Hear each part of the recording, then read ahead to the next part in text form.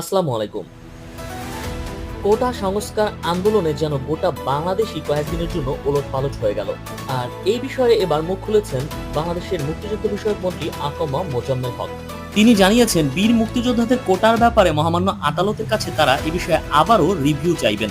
তবে ভয় বা সন্ত্রস্ত হওয়ার কিছু নেই, কারণ মেধার ভিত্তিতে 93 ভাগ নিয়োগের ব্যাপারে যে মহামান্য আদালত রায় দিয়েছেন এর বিরুদ্ধে তারা চাইবেন না, বরং এই বিষয়টিকে তারা অভিনন্দন জানিয়েছেন।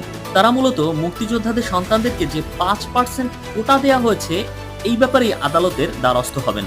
এর পিছনের কারণ হলো এই যে 5% কোটা দেওয়া হয়েছে এটা দেওয়া হয়েছে মুক্তিযোদ্ধাদের সন্তানদেরকে। কিন্তু বাস্তবে দেখা যাচ্ছে যখন এই রায় আসলো তখন বাংলাদেশের মুক্তিযোদ্ধার যে সন্তানরা রয়েছেন তাদের প্রায় সবাই ইতিমধ্যে চাকরির যে বয়সের সীমা এটা ইতিমধ্যে পার করে ফেলেছেন, তাদের অধিকাংশেরই আর বয়স নেই। তাহলে এই 5% কোটা আসলে কাদের জন্য এই বিষয়টাই তারা আদালতকে জানাবেন যে অধিকাংশ সন্তানদের বয়স নেই, এবং এই বিষয়টাই তারা রিভিউ চাইবেন।